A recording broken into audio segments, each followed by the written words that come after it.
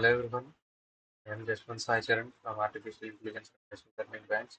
In this video, I am going to explain about the Node.js interview questions. Those are right here. They are given to us in the basic platform, basic.dev. platform.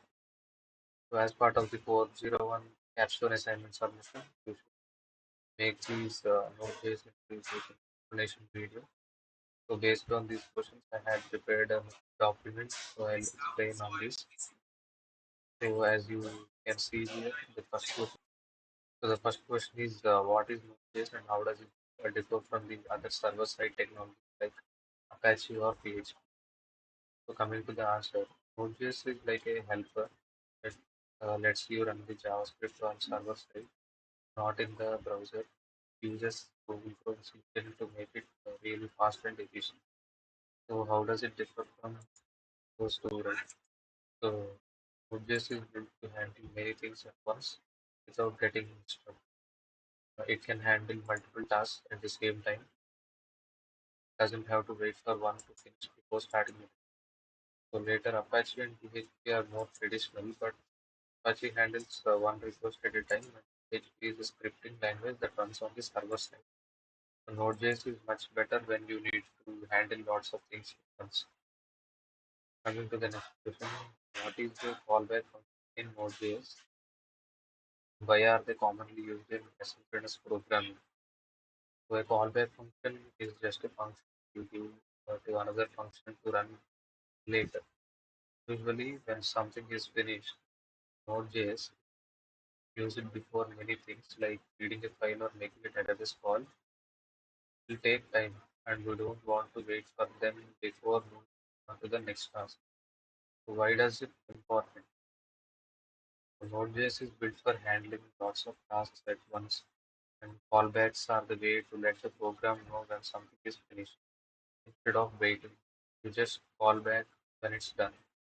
For example, here is a program example, simple program with constant keyword and it's a variable name where it's just not reads file, it's just reading the file and it's printing the data.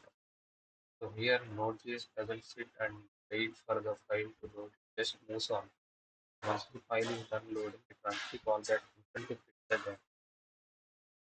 So next coming to the third question, what is the purpose of package.json file in a Node.js project? Can you explain the key properties found in the file? The package.json file is like a map or blueprint of your project. It tells Node.js everything about your project, like the version, what libraries you included, and what you depend on. How can you run the app? So the key parts are name, version, dependencies, script, license. Name, for example, the project name, version of the project, and libraries. Scripts means npm all this. License. Later, fourth question. Explain the difference between require and import statements in Node.js. When and why would you use one over the other? As you see here, require is the older way, called common case, to load modules in Node.js. You just use it to bring in packages or files into your phone. For example, if you see here, constant express require of it. So it will just import the newer way called ES6 modules. So it works in newer versions of JavaScript and is more modern. You can use import when working in projects that support it, modern browsers or certain configuration. For example, here I have another example. So coming to the next question, what is middleware in the context of Express.js? Can you give an example of how you would use middleware in Express application? So middleware in Express.js is just a function that gets called during the response cycle. It can do things like check if a user is logged in, handle errors, or log it. For example, code is like this: simple my middleware that logs every request, response, and next. request dot method to get the method, and we just print next method app dot get result.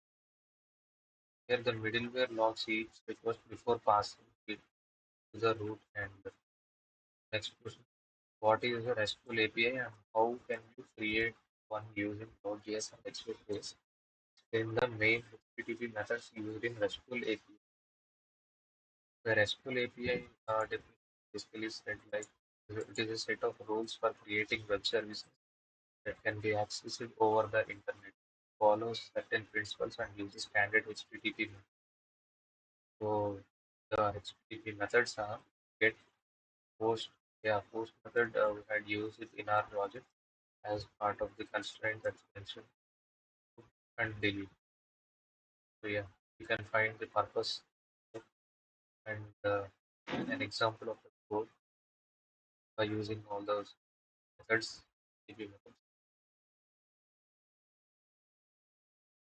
Once it will just import the app. Then by using the post method, it will add a new user. Reason. So coming to the next, what is the purpose of Node Package Manager NPM, and how do you use it to manage dependencies in a Node.js project? NPM is defined as it is like a toolbox where you can find use other people's code called packages. It helps you easily and add new features or functionality to your project. So how to use that? To install a package, run npm install in the terminal or command prompt to add in library that particular folder also. Install everything, run npm install, get all the packages listed in your package.json and uninstall a packages, also run npm uninstall to remove a particular package. For example, we run this npm install express. Next eighth question. Why is it important to hash passwords in a web application? Yeah. When a user creates a password, hashing turns it into a random looking string, so that cannot be easily turned back into the original password. So why this is important? It is important because even if someone gets access to the database, they won't be able to see the user's real password. So if a random person has got access to my database, so they can't even know the password that's got kept by the user.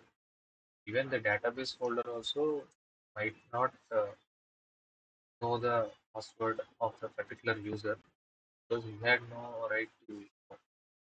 And by hashing, it improves the security. Passwords are stored in a plain text. Hackers who break into the system can easily see them. Irreversible. Hashing is a one-way process, meaning it's nearly impossible to turn the hash back into the original password. For example, using PCRYP by PC decrypt. So here is an example of it. So these are the interview questions that are given to us. These are the answers. Thank you.